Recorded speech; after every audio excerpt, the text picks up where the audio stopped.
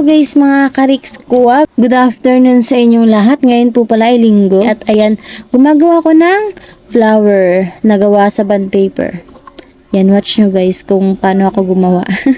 Mano-mano. Ang date po pala ngayon ay March 17, 2024. Ngayon po pala ay birthday ni Lolo. Yung ginagawa ko po pala ay ibibigay ko kay Lolo. Kaya ayan, happy birthday sa'yo Lolo. Ang ginamit ko lang po palang dyan is bond paper, colored paper, gunting, scotch tape. Yun lang po. Hey. Wala pa ako nung yung panggawa ng flower na ribbon talaga. Ang ganda sana nun. Kaso wala pa yan muna.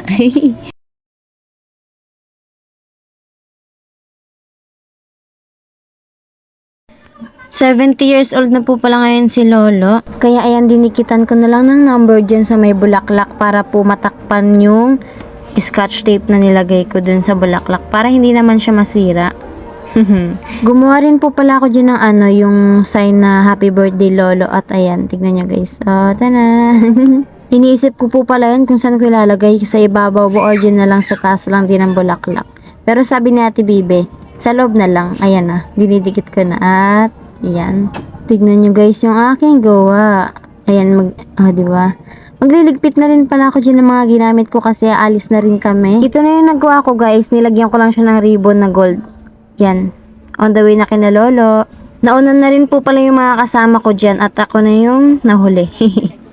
Ayan. Madadaanan ko rin po pala dyan yung simbahan namin at ayan. Yan. On the way para Iso Yarn.